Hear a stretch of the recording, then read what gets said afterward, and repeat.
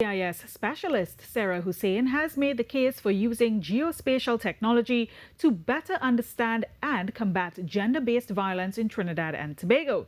Speaking at a Women in Planning forum, she says smarter data can lead to safer communities. Sunil Lalla has the details. From maps to mobile apps, Geographic Information System GIS Specialist Sarah Hosein is using data to fight gender-based violence, and she says it starts with knowing where the danger lies. At a Women in Planning session, part of the 14th Caribbean Urban Forum 2025 being hosted at the Central Bank, she said data is critical for effective planning and policy making.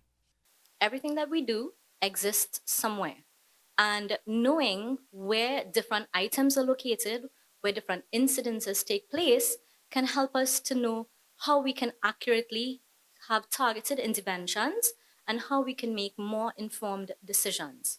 She said GIS has been used in various fields, inclusive of collecting gender data, which offers powerful analyzing and processing tools that can be used for gender-based violence. However, she says the data that currently exists is too broad and outdated to make a real difference.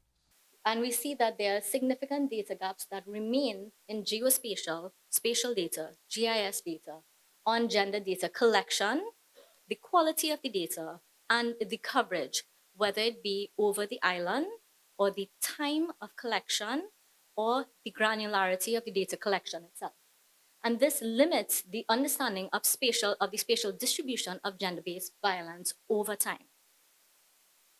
So when the data tends to follow this type of trend aggregated at the national level, it limits the identification of hotspots that may be emerging over time.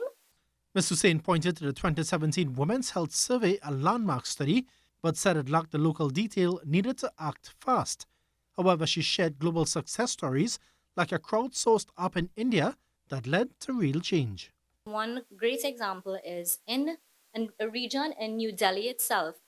There were no available bathrooms, toilets for women to use.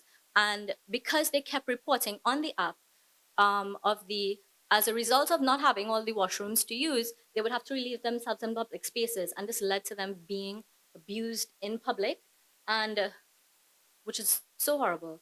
And because of this, in India, they don't really take on these if one person complains or if 5 persons complain, but the sheer volume of complaints that came through related to this particular incident allowed for them to take action. This, she said, pressured the local authorities to unlock and maintain washrooms, which succeeded in securing better provisions for the women.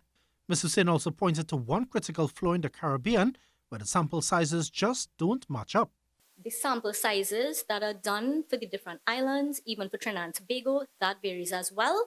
Therefore, we see there's a lack of standardization of methodologies for data collection, for the resolutions of the data capture itself, for the time of capture, as well as the sample sizes. She ended with a call for routine, standardized and localized data collection, not just for academic purposes, but to protect lives. Sunil Lalla, TTT News.